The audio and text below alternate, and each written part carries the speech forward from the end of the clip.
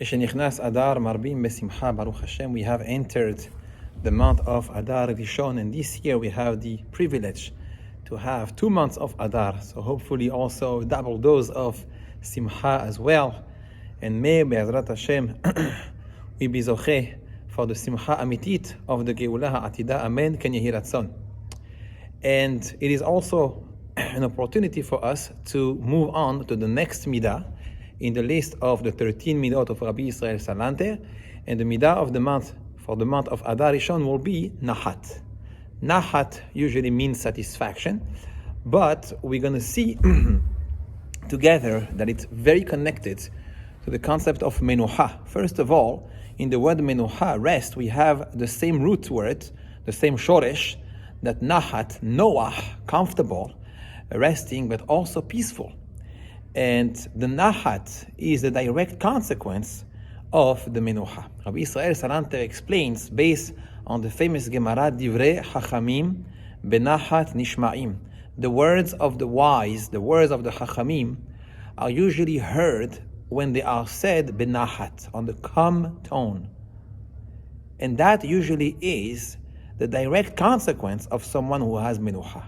When someone is at peace with himself, when someone has internal peace, automatically that will reflect on the way he talks as well. Someone who's always nervous, someone who's always anxious, who's always angry, and automatically the way he speaks, the way he expresses himself will definitely demonstrate the way he's feeling inside. And this is when we have the ka'as, or we have the ga'ava, or the bad midot. Menuha, on the other hand, that inner peace that we have, triggers the midah of Nahat. And this is why probably Rabbi Israel Salanter put in order the concept of Nahat right after the midah of Menuha. The question today is, so how do we get there?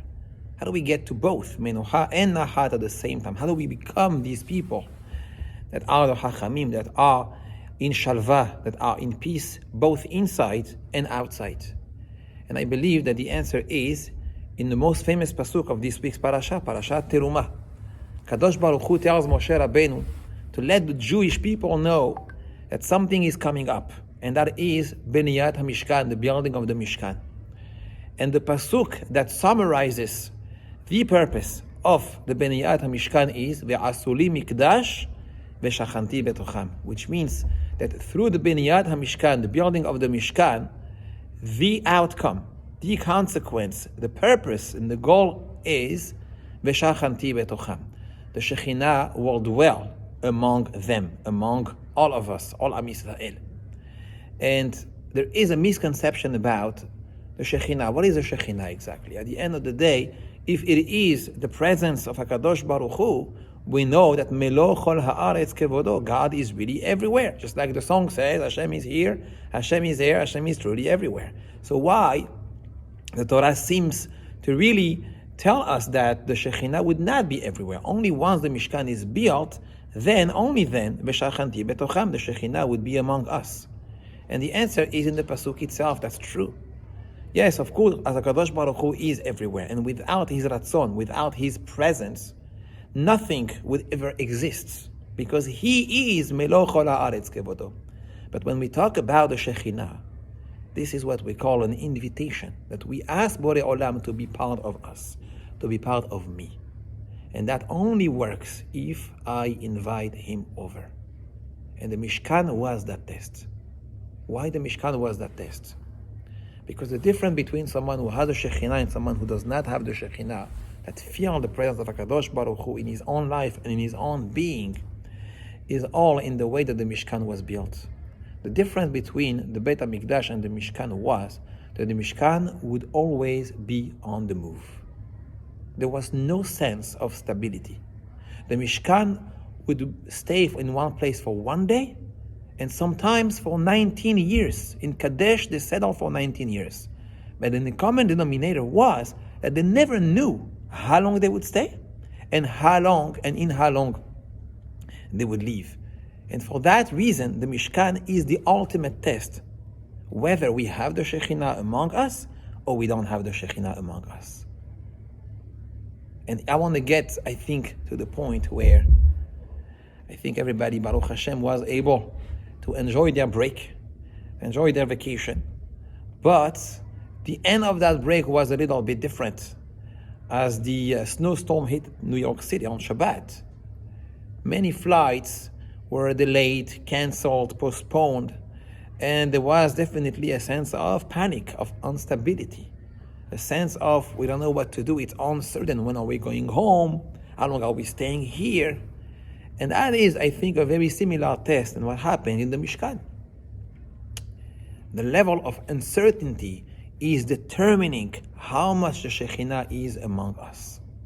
And that, by the way, is just an example among many others. So many times in life we feel uncertain about something, the present, the future, the projects we have, the situation we are dealing with, if it's a family, if it's social, if it's job-oriented, if it's health.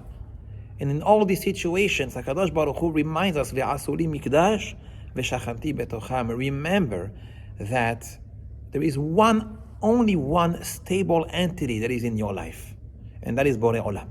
Borei Olam is always with you. The only question is, are you inviting him in? Is the Shekhinah inside of you? And when we pass the ultimate test of the Mishkan, there is definitely the symbol of mobility and uncertainty, then HaKadosh Baruch Hu will promise us, V'shachanti betocham, I will dwell among you, I will be within you.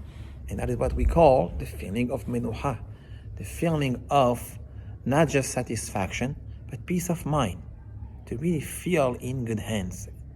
And as a consequence, we also speak the same way.